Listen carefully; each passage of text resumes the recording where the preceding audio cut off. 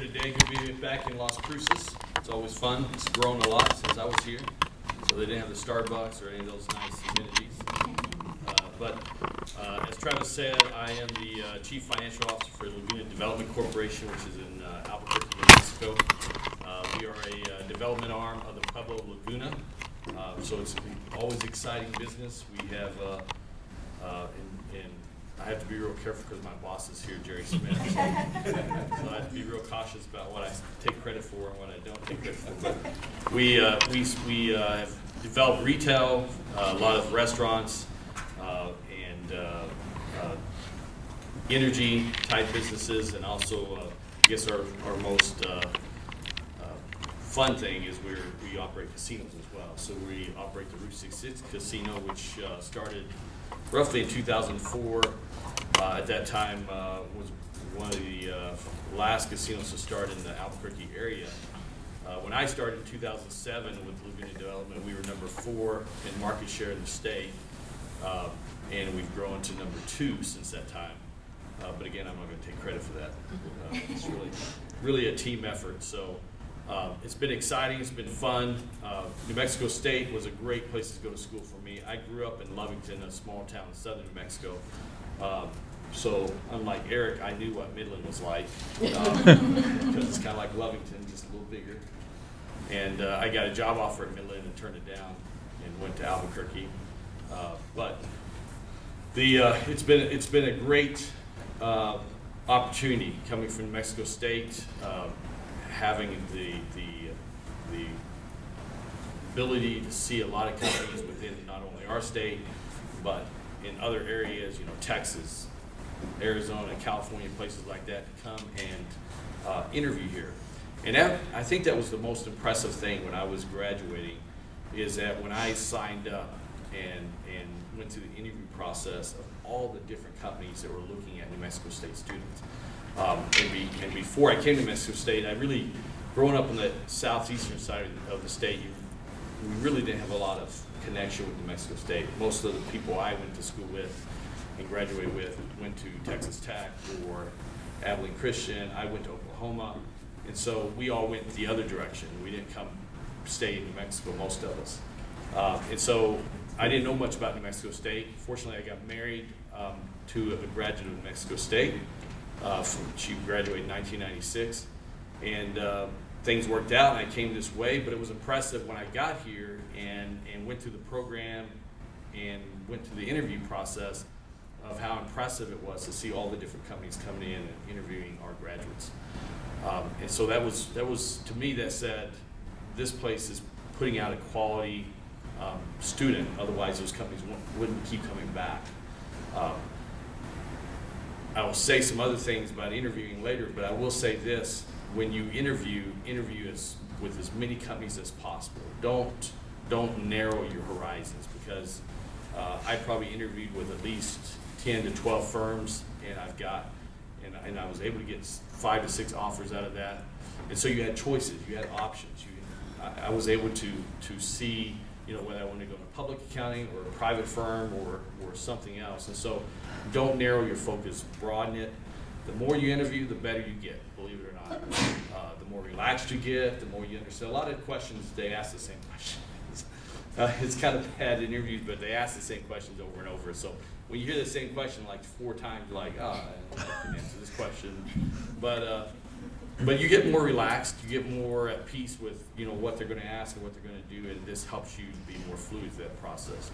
But I've been with Laguna Development Corporation since 2007. Worked my way up to the Chief Financial Officer. It's an exciting business, like I said.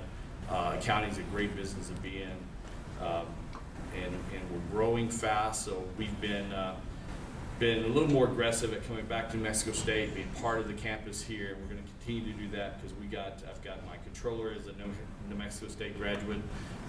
My boss, Jerry Smith, is a New Mexico State graduate. The governor of the Pueblo is a New Mexico State graduate. So we have a lot of Aggies in our business, and I think that's what's kind of led to our success, is that. And we try to be nice to the UNM graduates, a few of those, and we kind of tolerate them, help them through the process.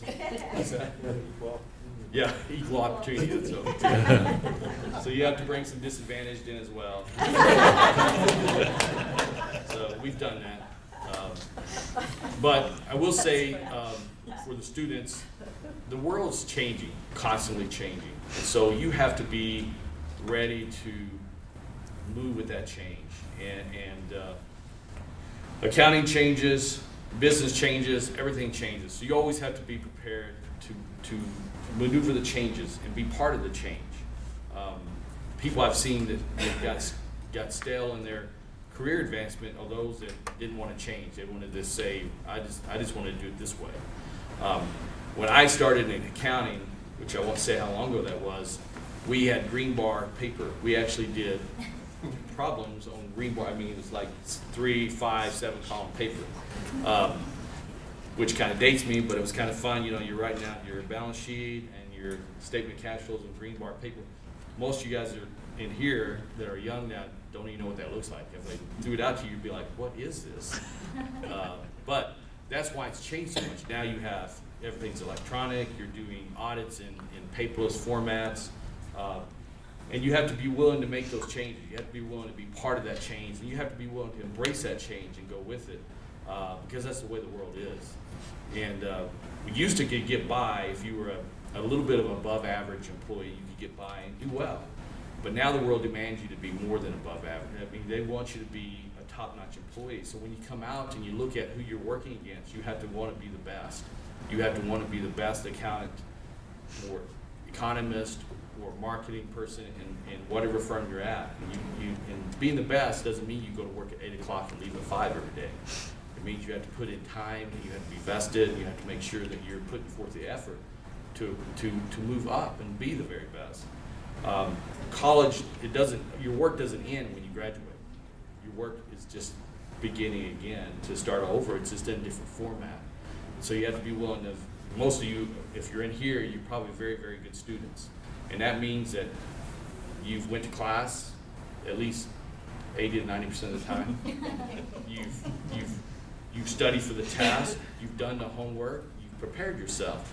Well, it's the same way in work.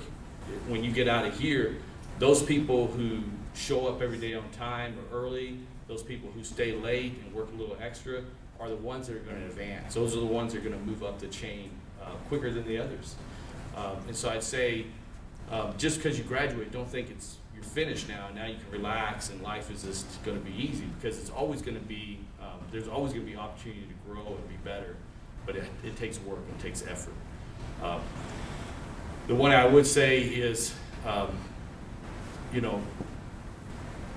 growth is in your own mind. You decide what success is. All of us in this room have our own definition of what success is. Some people it's money, some people it's advancement, some people it's just having a family and going through things in life. But we all define what success is. So at some point you have to define what success is for you, and then work every day to reach that success and be at that point in your life to where you can say, I've accomplished what I wanted to accomplish in life, and I've helped myself, I've helped my family, I've helped others to be better. For interviewing, let me just say a couple things. Number one, when you interview, make sure your resume is up to date and it doesn't have typos in it. Believe it or not, I've seen a lot of resumes that have misspelled words, they aren't up to date, and that tells me when I'm interviewing that person, they're not attentive to details.